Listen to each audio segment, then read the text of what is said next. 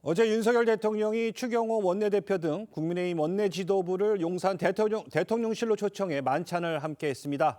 원외인 한동훈 당대표는 참석하지 않았는데 정치권 일각에서는 한동훈 패싱이라는 해석까지 나오면서 후폭풍이 이어지고 있습니다.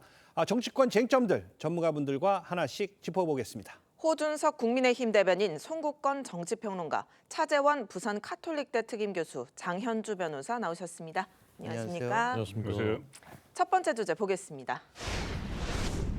일단 어제 만찬 분위기 굉장히 화기애애했던 것으로 전해지고 있습니다. 한 대표도 참석했던 지난 만찬에는 오미자차만 있었지만 어제는 또 맥주가 등장했다고요. 그 오미자차만 있었던 건 아니고요. 오미자차로 이제 건배를 했었던 거고. 예. 제로콜라가 그때 이제 한동훈 대표가 제로콜라 이제 좋아하니까 제로콜라 제공됐었고 어제도 기본은 콜라였다고 합니다. 그런데 이제 한 참석자가 국감 앞두고 격려 차원이니까 맥주를 좀 제공해달라 이렇게 하니까 이제 맥주가 이제 제공됐다라는 것입니다. 그러나 어쨌건 이제 한동훈 대표가 있었던 지난번 만찬과 좀 이제 다른 점이 있었다는 것은 이제 사실인 것 같습니다.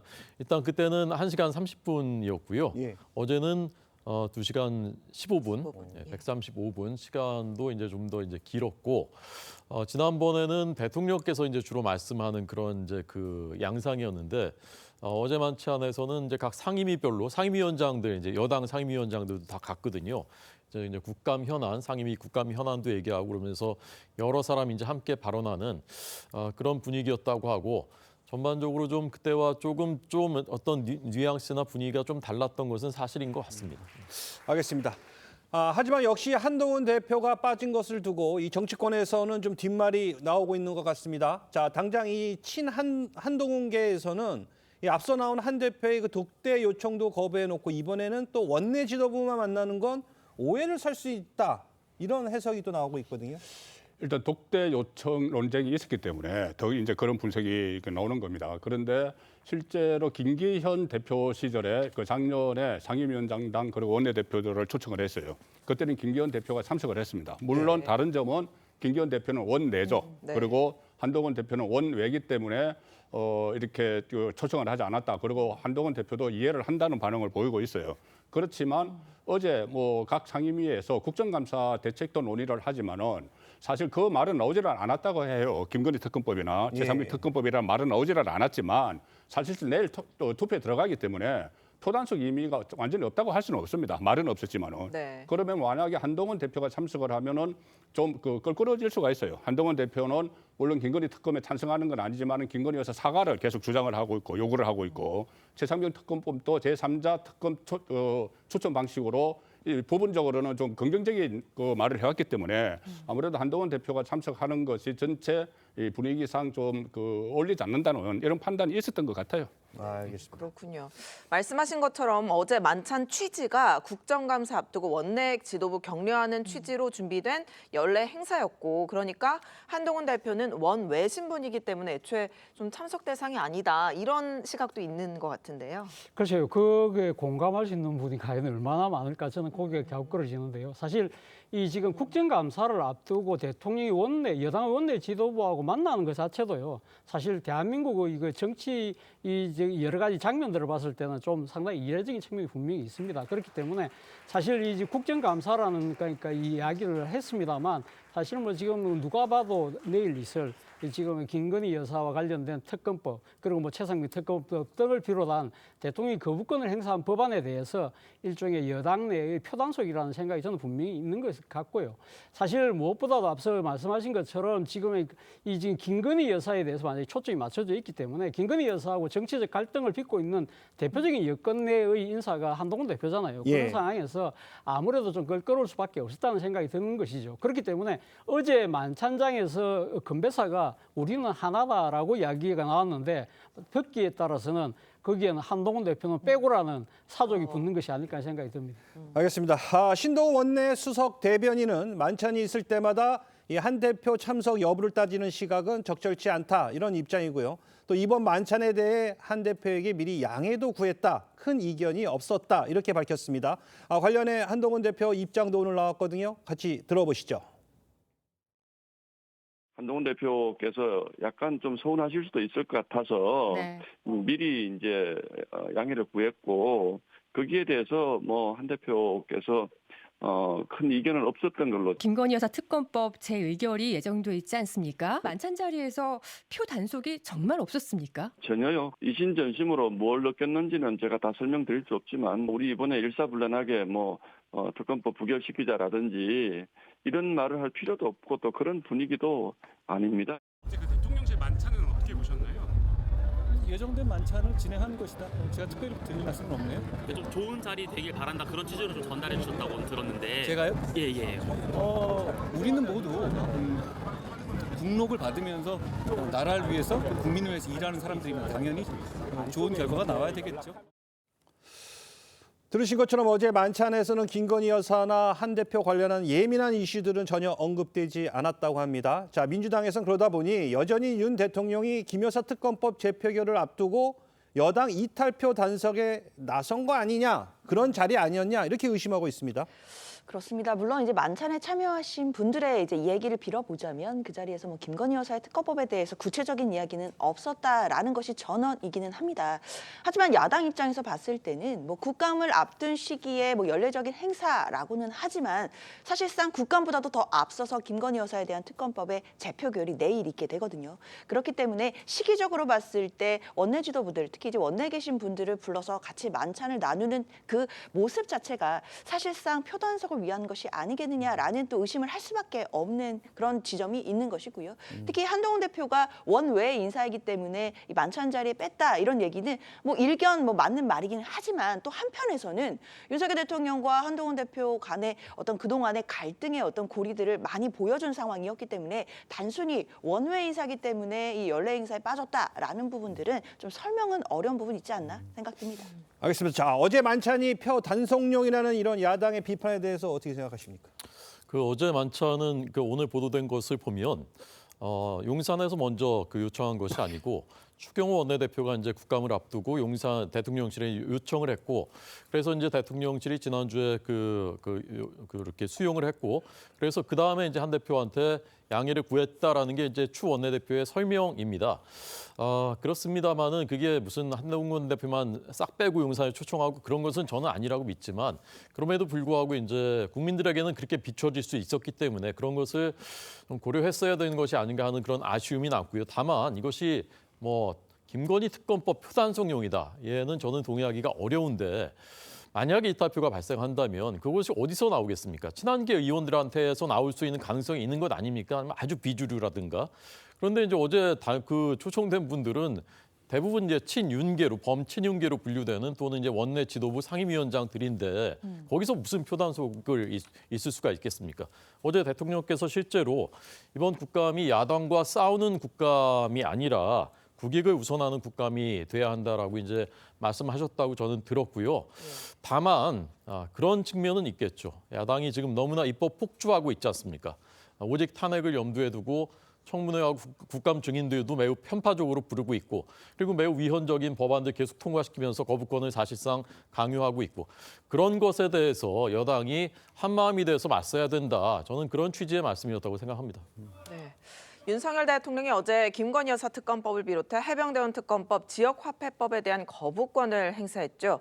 내일 국회 본회의에서 재표결이 이뤄지는데 여당에서 8표가 이제 이탈하면 윤석열 대통령 거부권이 무산되는데 그 절차 좀 짚어주시죠. 그렇죠. 말씀 주신 것처럼 거부권 행사한 법안이 이제 재표결을 하게 된다라고 한다면 제적 의원의 과반수 출석이 있어야 되고 그 출석 의원의 3분의 2 이상이 동의를 하면 재표결에서 통과가 됩니다. 그러니까 거부권이 무산될 수 있다라는 것인데요.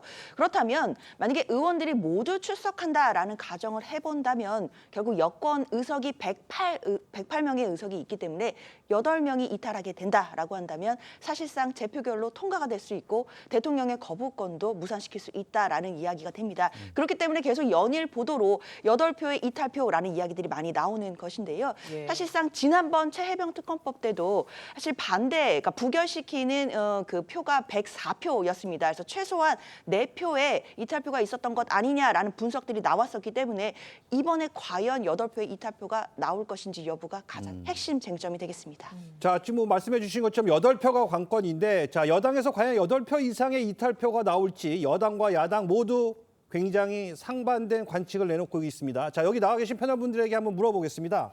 짧게 8표 이상 나온다 안 나온다 짧게 여야 입장에서 한번 예측을 해주시죠. 일단 부분적으로 저는 일단 나올 가능성은 있다고 봐요. 나올 근데 가능성이 있다. 8표까지는 저는 나오지 않는다고 보는 것이 지금 김건희 여사에 대해서 사과를 요구를 하고 김건희 여사에 대해서 비판적인 입장을 가지고 있는 국민의힘 의원들이라도 그 의원들조차도 김건희 특검법 이 자체는 탄핵 자락을 깔기를 위한 것이라는 것을 인식을 가지고 있기 때문에 지금 당장 내일 투표에서는 8표 이상 이탈은 나오지 않을 것으로 생각이 됩니다. 그런데 또 하나 또 가결될 경우의 수가 또 하나 있어요.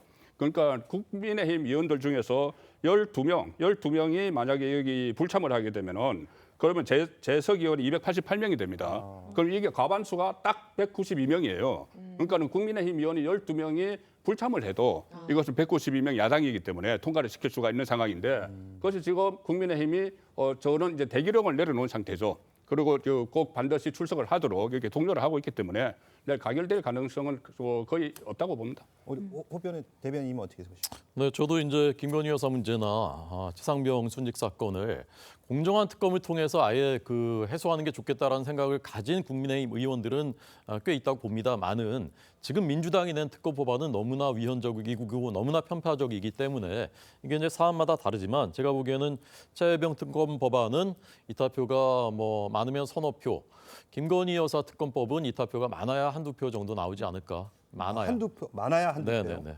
어떻게 보십니까? 저는 내일 가결될 가능성이 저는 상대적으로 낮다고 봅니다만 그러나 그것이 과연 지속 가능할 수 있을까에 대해서는 고개가 갸웃거려집니다. 사실 김건희 여사와 관련된 의혹은 지금 자고 나면 눈덩이처럼 커지는 그런 상황이고 사실은 지금 대통령의 국정 지지율 그리고 여당의 지지율도 같이 곤두박질 치는 상황이잖아요. 여기다가 지금 10월 달에 지금 앞서 우리가 보도에서 봤습니다만 지금 재보궐선거가 있어요. 거기서 만약에 여당이 지는 상황이 된다고 한다면 여당 내에서도 더 이상 우리가 여기서 더 이상 보호하기 힘들다는 생각이 아마 만들어지면서 그러한 상황이 갈 건데 문제는 아직까지는 그 비등증까지는 가기는 조금 시간이 남아있지 않나 생각이 듭니다. 이 시간 동안 과연 정부와 여당이 얼만큼 이 지금 민심을 수렴하느냐에 저는 향후 향배가 달려 있다는 생각이 듭니다.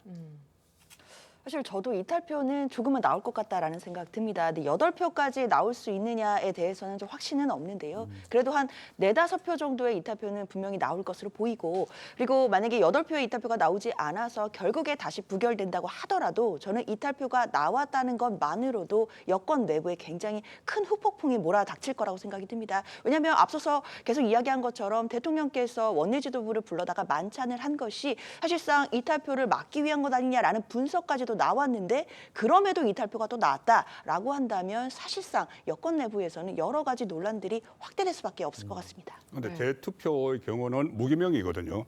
무기명이어서 여태까지 사례를 보면은 이탈표가 나왔다고 해도 이것이 이쪽에 국민의힘에서 나왔다는 증거가 없지 않느냐 이런 논란은 또 일어날 수가 있어요. 알겠습니다. 그렇군요. 여당이 지금 김건희 여사 특검법에 대해서는 좀 단일 대우로 방어한다는 입장인 것 같은데요. 한동훈 대표도 오늘 특검법은 민주당이 마음대로 하는 것이다 이런 입장을 밝혔고요. 다만 그러면서도 김건희 여사 관련 논란에는 국민들도 당에서도 다양한 생각들이 있다. 이렇게 특검법과 김건희 여사 논란을 좀 분리해서 보는 듯한 그런 모습이었습니다. 실제로 지금 친한계에서 김건희 여사가 사과는 해야 한다 이런 목소리가 점점 더 커지고 있는데 평론가님께 여쭤볼까요? 이게 조금 더 지나면 좀 내분으로 번질 수도 있다 이런 시각에 대해서 어떻게 보십니까? 그런데 지금 상황이 그 전에 총선 때나 또 그 직후나 그때 김건희 여사 사과를 요구를 하는 것과는 좀 상황이 저는 많이 변했다고 봅니다. 지금은 가령 예를 들어서 이 특검법을 재투표까지 하고 또 만약에 재투표해서 불발이 되더라도 다시 발의를 하겠다는 거잖아요. 그러면 그러니까 김건희 여사가 사과를 한다고 해서 이게 특검을 멈출 것도 아니고 이 사과 여부가 물론 전제가 돼야 된다고 생각하는 국민의힘 의원들도 많지만 결과적으로 보면 김건희 여사에게 이 사과를 요구를 한다고 해서 만약 사과를 한다고 해도 그러면 그것은 등을 떠밀려서 사과를 하는 게 되거든요. 그리고 좀 8가지로 특검법에 걸어놨습니다. 그러면 만약에 파우치백 문제로 이렇게 사과를 하면은 그럼 나머지 7가지에 대해서는 입장이 뭐냐 또 이렇게 물을 거예요. 네. 그렇기 때문에 그런 상황이 또 새로운 출발이 되기 때문에 매듭이 아니고 사과를 하지 않아야 된다는 요구도 여전히 있는데 어쨌든 이 도이치모터스 관련 주가 조작 의혹 그 사건이 좀 어느 정도 마무리되면은 사과를 해야 된다는 데 더 힘이 실리겠죠. 네. 알겠습니다. 교수님께서는 어떻게 보시나요? 사실 오늘 신문을 보면요, 그러니까 이 진보 보수 가리지 않고 모든 신문들의 사설이 김 여사와 관련된 문제에 대해서 적극적이고 선제적인 조치를 하라는 그 여론이거든요. 사실 지금 김건희 여사와 관련된 부분과 관련해서 지금 여당 내에서도 상당히 비판의 목소리가 커지고 있잖아요. 무엇보다 지금 한 대표와 관련된 부분이 지금 뭐랍니까 이 대통령실 행정관 출신이 일종의 지금 유튜브 방송하고 통화를 통해서 거기서 좀 한 대표를 치주면 김건희 여사가 좋아할 거다는 그런 녹취록까지 지금 공개되어 있는 상황이고 네. 그리고 어제 또 뭐 이 방송에서는 또 김건희 여사와 명태균 씨 간의 이거 주고받은 메시지까지 나왔잖아요. 이러한 부분들이 공천 개입과 관련된 의혹으로 계속적으로 번져나가기 때문에 사실 이 지금 국민의힘 입장에서는 사실 이 자체가 곤혹스러운 정도가 아니라 이건 어떤 식으로는 빨리 지금 어떻게 대책을 만들어야 되는 상황이거든요. 바로 그 때문에 지금 한동훈 대표가 지금 대통령과 독대 요청을 했는데 지금 안 받아들이고 있잖아요. 저는 그런 생각을 합니다. 독대라는 이 요구 자체가 국민들이 봤을 때는 그 자리에서 한동훈 대표가 어떤 이야기를 할지 다 알고 있잖아요. 그렇다고 한다면 저는 차라리 대국민 공개 이 지금 뭡니까 이 선언을 통해서라도 대통령의 국정 쇄신을 저는 이야기하는 것이 옳은 순서가 아닐까 하는 생각이 듭니다. 어떻게 생각하십니까? 대통령실이 그 김건희 여사 사과 문제에 대해서 다양한 목소리 듣고 있다는 입장 밝혔지 않습니까? 과거와 좀 달라진 것이거든요. 저는 이제 하야는 쪽으로 무게가 길고 있다고 저는 생각하고요. 정치는 국민을 보고 하는 것입니다. 예. 야당은 사과해도 또 그다음에 또 뭐 하겠죠. 내놓겠죠. 그렇지만 국민들의 마음을 설득하고 또 이해시키기 위해서는 전 사과가 필요하다 생각하고 지금이 적시다. 왜냐하면 디올백 사건 이제 그 처리가 끝났고 예. 그다음에 이제 주가 조작 사건도 뭐 곧 처리된다 이제 그런 보도들이 있었거든요. 그래서 그 시점이 빠른 시일 안에 온다면 그때 맞춰서 이제 사과하시는 것도 괜찮고 또 재보궐 선거도 있습니다. 그래서 국민들에게 뭔가 좀 진심을 보여주는 그것이 지금 필요하다 생각합니다. 알겠습니다. 자, 다음 주제로 가보도록 하겠습니다. 어제 국회 법사위에선 민주당 주도로 열린 그 박상용 수원지검 부부장 검사 이 탄핵 청문회가 밤늦게까지 이어졌습니다. 탄핵 당사자인 박 검사의 불참 속에 이 수감 중인 이화영 전 경기도 평화부지사만이 유일하게 증인으로 출석했는데요. 이 전 부지사는 이미 1심 법원이 인정하지 않은 이 검찰 회유 의혹을 거듭 주장했습니다. 법사위를 이재명 대표의 로펌으로 만들어버렸다. 이런 얘기까지 나왔어요. 지금 말씀하신 그 이하영을 위한 변론장이었다고 말씀을 하셨는데 그 겉으로는 그래요. 그런데 그 뒤를 보면은 이재명 대표를 위한 변론장이라고 해야지 맞는 것이죠. 왜 그러냐면은 이하영 전 부지사는 지금 그 2심 재판을 받고 있는 상황이고 그 대북 송금과 관련해서는 이재명 대표의 재판이 이제 시작이 됐습니다. 공판 준비 기일에 한 번 열렸고 8일 날 다시 두 번째 열리고 본격적으로 이제 대북 송금 사건 재판이 시작이 되거든요. 예. 그러니까 그 핵심 인물 이하영 씨를 여기 뭐 법사위에 불러내서 그 전에 했던 이야기들 전부 다 허위일 가능성이 높다고 그때 다 판명이 났던 내용들을 다시 이야기를 하게 한 것은 이것은 이재명 대표 1심 재판을 본격적으로 앞두기 시작한 시점에 나왔고 또 하나 목적이 있습니다.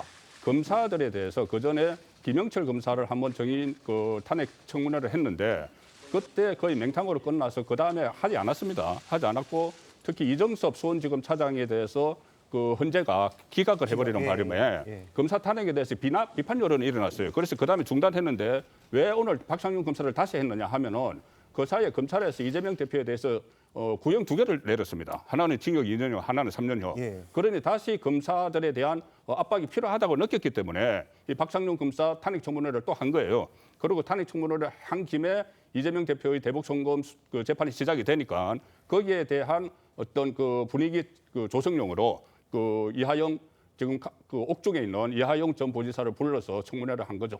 그거보다는 김성태가 폭로하겠다니 더 커요. 더 휘발성이 크고 절대 말씀하시면 안 됩니다. 이재명 지사의 재판을 도와줬다는 거예요. 변호사 되나? 뭐 그것뿐만 아니라 뭐 대법관 어쩌고? 아니, 그것도 있고 1심 재판도 있고. 그러니까 로비를 했다? 법원에 로비했고 변호사가 되는 뭐 구체적인 액수도 좀 나오고, 그다음에 저를 통해서나 혹은 뭐 김용을 통해서 이지사 쪽이 후원금을 냈고, 또 특히 저희가 이지사 그 조직을 관리했었잖아요. 광장이라고 하는 그 이해찬 대표도 관련돼 있고, 조정식 뭐 국회의원도 많이 관련돼 있었는데 거기에 들어간 비용을 저희가 냈다. 그 이미 다 나왔어. 근데 그게 좀 다른 사람들하고 좀 달라요. 제가 좀 내용을 알아요. 그런 과정을 좀 알아요. 저는 사실은 굉장히 두려워요. 민주당 입장에서 사실 어떻게 보면 혹을 때리려 하다가 혹을 하나 더 붙인 꼴이 되지 않았나 하는 생각이 들어요. 앞서 예. 그 우리 방금 그 지금 녹취록 공개가 나왔잖아요. 사실 그러니까 이하영 전 부지사가 그러니까 지금 그 구치소에서 변호인과의 접견 과정에서 이재명 대표와 관련된 여러 가지 뭐 사실이 팩트가 있는 것처럼 김성태가 폭로하려고 하는 그 두려움을 지금 이야기를 하고 있는 장면이 지금 공개가 된 거거든요. 그렇다고 한다면 사실 민주당 입장에서는 이하영 부지사의 주장을 통해서 검찰의 그러니까 정언, 해유, 조작 뭐 이런 부분들을 부각시키려고 했는데 오히려 사실 지금 이하영 부지사가 진실을 뭔가를 숨기고 있고 이러한 부분들에 대해서 상당히 두려워하고 있고 이것이 결국 이재명 대표에게 누가 될 수밖에 없다는 그런 이야기를 하고 있다는 장면을 스스로 공개한 꼴이 돼버렸잖아요. 그렇기 때문에 사실 뭐 민주당 입장에서는 어제 탄핵 청문회 자체는 시일을 떠난 할이었다고 생각해요. 이거 뭐 이 지금 형사 탄핵을 지금 이렇게 청문회를 벌써 예정해뒀기 때문에 네. 할 수 없이 하는 것이었기 때문에 사실 그 관련된 당사자를 불러내서 정언을 듣는 거는 뭐 민주당 입장에서는 절차적인 정당성이 있는 것이죠. 그런데 이 지금 여당이 그 녹취록을 갖고 공격할 거라고는 생각을 못했던 것 같은데 결과적으로는 민주당에 도움이 저는 별로 되지 않았지 않나 생각이 듭니다. 알겠습니다. 그렇군요. 이 국민의힘이 말씀하신 것처럼 어제 청문회에서 이화영 전 부지사와 변호인 간의 녹취를 공개하면서 이화영 전 부지사의 주장을 반박하자 이 전 부지사는 짜깁기다 이렇게 반발을 했는데요. 오늘 조선일보 보도 내용을 좀 말씀드리면요. 이화영 전 부지사가 당시 변호사 접견에서 김성태 씨가 하려는 폭로에 사실이 담겨 있을 수 있다. 이런 취지의 발언을 또 수차례 한 것으로 보도가 나왔네요. 네, 조선일보가 그 녹취록 전문을 입수했다고 들었습니다. 이제 역사라는 게 의도했던 것과 정반대 방향으로 이제 흘러가는 경우가 있거든요. 바로 어제가 저는 이제 그런 장면이 아닌가 싶었는데 우리가 지금 들은 대로 이 이화영 씨가 굉장히 이제 불안에 떠는 듯한 모습이지 않습니까? 굉장히 위축돼 있잖아요. 근데 변호인은 아니다, 뭐 그 하지 마라, 거의 윽박지르다시피 하는데도 아니다. 당신 변호사가 모르는 얘기를 내가 안다. 네. 중요한 팩트가 하나 있다. 굉장히 두렵다 이렇게 말하지 않습니까? 이 사건이 그러니까 2018년부터 2020년까지 이재명 그 대표께서 경기지사 선거할 때 이제 허위 발언했다는 것으로 공직선거법 재판을 받다가 결국은 이제 대법원에서 이제 권순희 대법관이 그거 뭐 토론회에서 한 얘기는 그냥 거짓말이라도 뭐 용납할 수 있다 이런 식의 판결해가지고 이제 무죄가 됐었던 바로 그 사건인데 그때 이제 오랫동안 재판 끌다 보니까 고위 전관 변호사한테 거액의 변호사비가 계속 들어갔는데 거의 2년 넘게 그 중에 일부를 쌍방울의 전환사채가 거기에 이제 그 변호사비로 들어갔다라는 의혹이 계속 제기됐었던 바로 그 사건이거든요. 근데 지금 이건 기소가 안 돼 있는데 저는 어쩌면 한 사건이 더 추가될 수 있겠구나. 재판이 지금 이제 11개 혐의인데 12개가 될 수도 있겠구나. 저는 이제 구체적인 얘기들 본인이 안다고 하고 김성태 회장이 뭔가 안다고 하고 하는 걸로 봐서는 어제 굉장히 중요한 스모킹건 같은 것이 나온 것이 아닌가 그렇게 봤습니다. 아, 그렇게 느끼셨습니까? 예, 어제 그 대화 상대가 그 김형태 변호사입니다. 민변 회장 출신. 그때 장관 이하영 그 재판부에 들어왔었죠. 예. 재판 들어오고 그 거부 선언하고 그 재판관들 거부 선언하고 그러고 나갔는데 마치 고민 상담을 하듯이 이야기를 해요. 이하영 씨가 김형태 그 변호사에게. 근데 그렇게 이야기를 하면서 크게 세 가지입니다.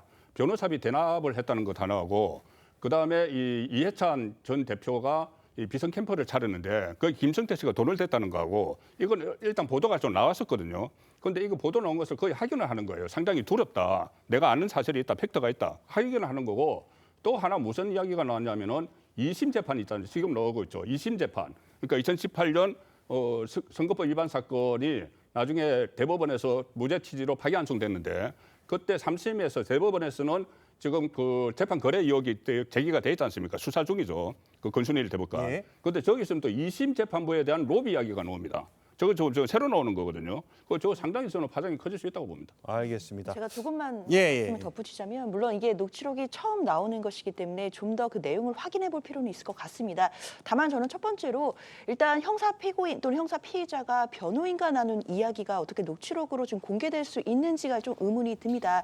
왜냐하면 일반인과의 접견을 한 것이 아니라 변호인과 접견을 한 것이다라고 한다면 우리 헌법상 보장돼 변호인의 조력을 받을 권리가 있는 것이고 변호인과 나눴던 이야기들은 사실 비공개로 비밀에 붙여지는 부분도 좀 권리로 보장되는 것인데 이 내용들이 녹취록 형태로 남아있는 것 이 부분에 대해서는 좀 더 사실관계를 알아봐야 되겠다라는 생각이 들고요. 그다음 두 번째로 이게 작년 7월에 녹음이 된 내용이다라고 한다면 이미 검찰에서 관련된 내용들을 파악해서 수사를 하거나 검토해서 가능성이 전 높다고 생각이 듭니다.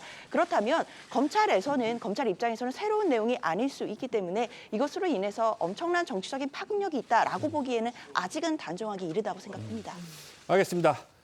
어제 법사위 청문회에서는요, 이 증인에 대한 달라진 민주당의 태도도 좀 눈길을 끌었습니다. 예전 청문회 때는 이 증인의 답변이 마음에 들지 않으면 이 복도로 쫓아냈던 이 정청래 위원장이 어제는 이 전 부지사가 끝까지 말하도록 친절하게 도왔고요. 또 이 전 부지사가 이 자신을 증인으로 채택해준 야당 의원들을 향해 눈인사를 건네는 모습도 카메라에 포착이 됐습니다. 어제 청문회 상황 영상으로 보고 오시죠. 자, 의원님들이 여야 불문하고 각자 주장만 하시기 때문에 증인으로서는 답답할 수 있어요. 증인을 불러놓고 왜 밖에 조용히 하세요. 이화영 증인에게 정말 같은 내용 반복 중복되는 게 많이 있어요. 근데 이화영 증인은 들으면서 좀 답답한 내용 있지 않았어요? 다들 조용히 하세요.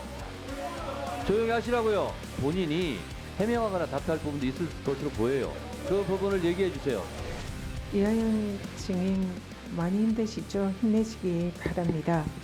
한국에 들어오면서부터 사건의 본질이 완전히 바뀌어 버렸습니다. 그래서 그 이후 검찰이 조용히 하세요.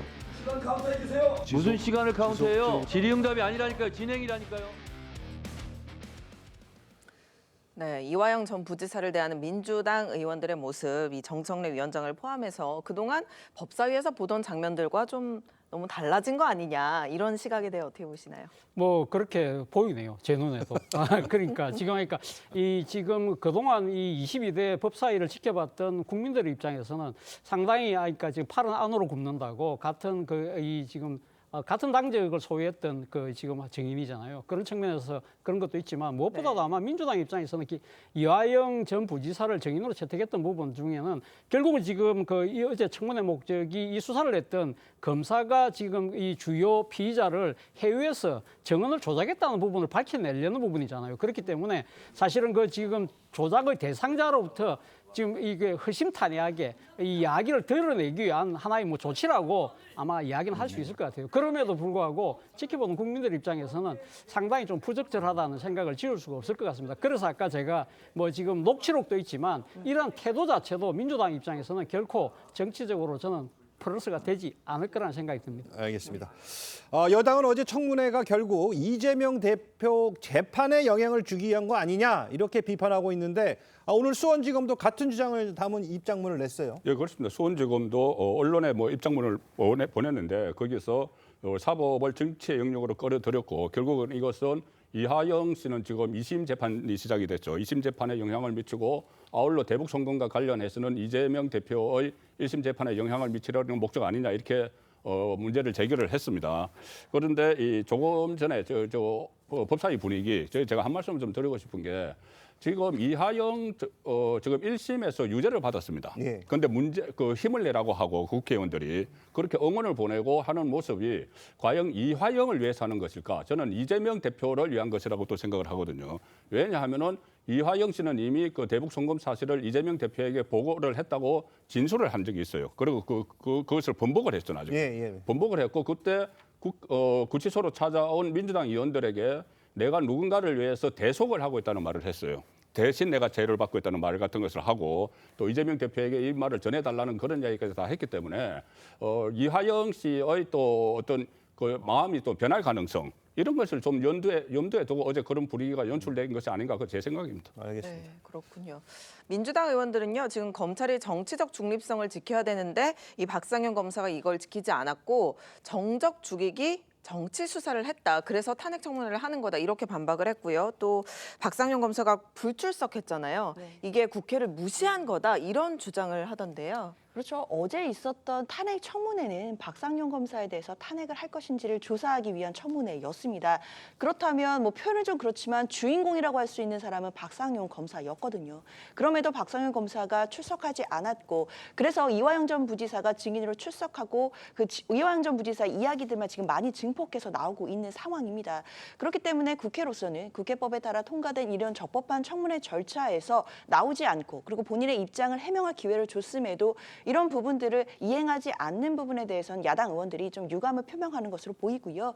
사실상 청문회에 본인이 출석해서 만약에 이화영 전 부지사의 이야기가 거짓이 있다라고 한다면 바로 반박하거나 해명할 수 있는 기회를 나름대로 법사위에서 제공했음에도 이런 부분이 이루어지지 않은 것은 당연히 유감이라고 할 수 있겠습니다. 하지만 여당은 비판 수위를 더욱 높이고 있습니다. 특히 한동훈 대표는 어제 법사위 청문회를 비판하며 이재명 대표의 사법 리스크를 정면 겨냥하고 나섰습니다. 목소리 들어보시죠.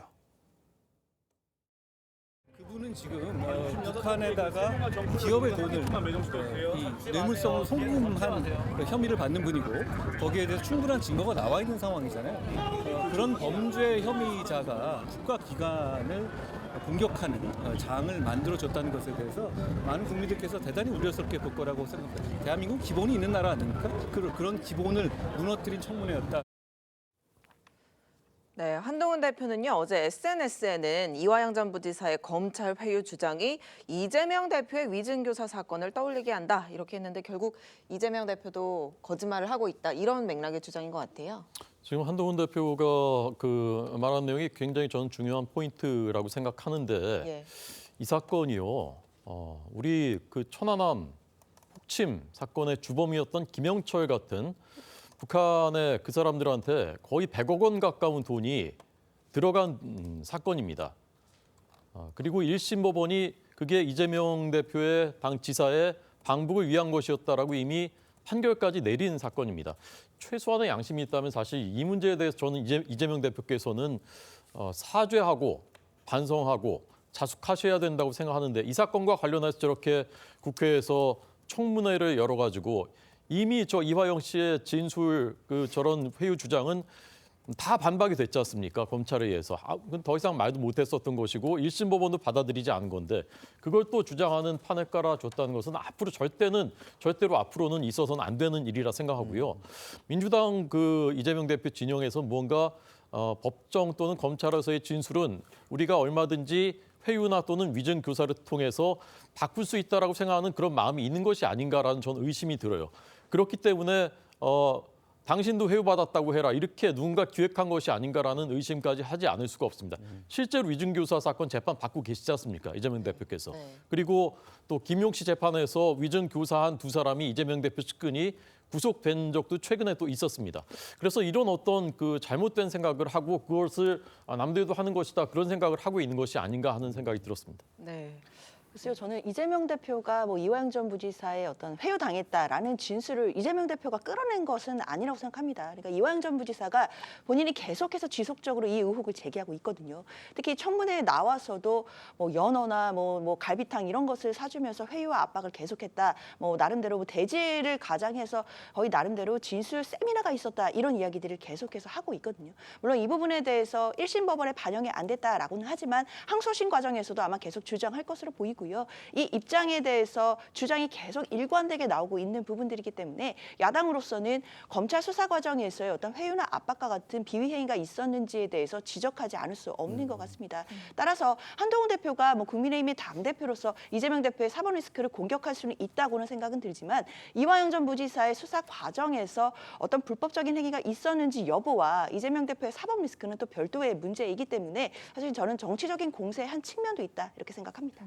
알겠습니다. 자, 위증교사 녹취록 원본을 공개한 이재명 대표는 계속해서 검찰의 짜집기 의혹을 주장하고 있는데요. 이 대표의 목소리도 잠시 들어보시죠.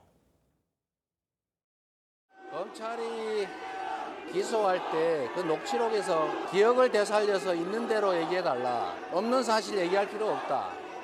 사건을 재구성하자는 거 아니다. 이런 얘기를 제가 30분 통화하는 동안 12번 했습니다. 근데 검찰이 그런 내용은 다 빼고 짜집기를 해가지고 위증을 교사했다고 기소를 하니 이게 사건 조작, 증거 조작 아니고 뭐겠습니까? 자, 그런데 저는 이 얘기를 듣고 좀 궁금했던 게, 그러니까 이 대표가 공개한 이 녹취록 원본이 이미 그 법정에서 재판부가 30분 분량 전량을 다 그냥 공개해서 들은 거 아닙니까? 근데 짜집기를 했다라고 얘기를 하시니까 많은 일반인들이 봤을 때는 그럼 뭔가 진짜 그 검찰 측에서 만든 짜집기 그것만 튼 거 아닌가 이런 오해할 수가 있거든요. 이 부분에 대해서 어떻게 생각하십니까? 사실 우리가 이제 형사 재판에서요, 녹취록이라는 게 있고 녹취 원본이 있습니다. 사실상 녹취록이라는 것은 녹취 그 파일에서 듣고 이런 부분들을 내는 것이기 때문에 그 부분에서 뭐 내는 사람에 따라서 전문을 녹취록에 담을 수도 있지만 혹은 그 중에 주요 내용만 담는 경우들도 있거든요. 사실 이재명 대표가 지적하는 부분은 바로 그것입니다. 이제 30분 분량의 전체 녹취록에 전체 취지라도 있는 것이고, 그리고 그 전체 취지 중에서는 이재명 대표에게 유리한 부분도 분명 있음에도 불구하고 검찰은 그 녹취 중에 이재명 대표에게 다소 불리할 수 있는 내용들만 자꾸 뽑아서 얘기하고 강조하고 있는 것 아니냐, 이런 취지로 읽히거든요. 그렇기 때문에 형사 재판 과정에서는 당연히 이 전체 녹취 원본을 틀고 판사가 이 내용을 들었을 것이기 때문에 전체 취지를 보고 아마 재판장이 과연 위증 교사가 있다고 볼 것인지 여부 판단할 것이라고 봅니다. 네. 이제 이 1심 결과가 내달 나올 텐데 민주당에서는 1심에서 이 대표가 유죄를 받더라도 리더십에 타격이 없을 거다. 리더십 전망 좀 어떻게 보시는지? 저는 상당한 타격이 있을 거라고 봅니다. 왜냐하면 선거법 같은 경우는 벌금 100만 원 이상이고 위증교사는 금구형 이상이면 1심에서 1심 결과로만 보면은 일단 피선거권이 박탈이 되지 않습니까? 예. 피선거권이 박탈이 되고 지금 대법원에서 신속 재판을 계속 강조를 하고 있기 때문에 선거법 같은 경우는 633에서 처음에 1심은 2년을 끌었지만 2심, 3심은 3개월 할 수가 있어요. 그러면 그것이 결과적으로 내년 늦은 봄이면 대법원까지 나올 수가 있습니다. 그런데 특히 위정교사도 그렇지만 이 선거법 같은 경우는 이재명 대표가 피선거권이 박탈돼서 모든 것이 날아가고 거기에 434억 원을 민주당이 반환을 해야 돼요. 국고 반환. 선거 보조. 예, 선거 보조 받은 거. 그렇게 되면은 1심에서 만약에 벌금 100만 원 이상, 지금 징역형 구형이 2년이 됐으니까 1심에서 100만 원 이상이 나올 가능성이 높다고들 봐요. 그렇다면은 1심에서라도 거기에 넣으면은 2심, 3심 내년 봄 되면은 완전히 현실화가 되기 때문에 1심 결과만 가지고도 또 특히 두 개 다 연달아 유죄가 나온다면은 저는 민주당이 상당히 동요를 하고 일부에서는 손절론까지 좀 번지지 않을까 싶습니다. 자, 손절론까지 나왔는데 어떻게 보십니까? 글쎄요, 뭐 그렇게까지 제 짐작하기는 어렵지는 않습니다만 1심이 그러니까 유죄 결과가 나왔는데도 타격이 없다. 그 주장은 저는 좀 아니라는 생각이 들어요. 앞서 선거법에 대해서는 충분히 말씀하셨으니까 제가 그 말은 패싱을 하고요. 일단 이제 위정교사와 관련된 부분이 만약에 유죄가 된다고 한다면 저는 상당히 형량이 높을 거라고는 생각이 들어요. 왜냐하면 사실 지금 이 위정교사라는 부분 자체가 위정을 한 것보다도 위정을 하도록 시킨 사람을 훨씬 더 가중처벌하는 측면이 있거든요. 왜? 네. 그건 소위 말하는 재질이 불량하다고 보는 것이죠. 특히 지금 정치인이잖아요. 정치인이 자신의 그러니까 지금 위기를 모면하기 위해서 법 질서를 왜곡하는 행위를 시켰다?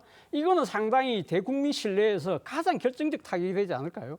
그리고 또 무엇보다도 사실은 또 지금 이 본인이 이 위정교사를 시켜 만약에 그 유죄가 돼서 거기서 만약에 됐다고 한다면 지난번에 그러니까 위정교사를 시킨 이유가 뭐냐? 그러면 사실 공직선거법과 관련된 부분을 좀 빠져나가기 위한 그것이었다고 한다면 그건 어떻게 보면 민주주의 건강을 흔드는 그러한 또 이 범죄일 수도 있는 것이거든요. 그렇기 때문에 민주당 입장에서 위정교사 문제가 1심이 유죄되는데 아무런 문제 없다? 저는 정말 잘못 생각하고 있다는 생각이 듭니다. 알겠습니다. 자, 지금까지 정치권 쟁점 짚어봤습니다. 감사합니다.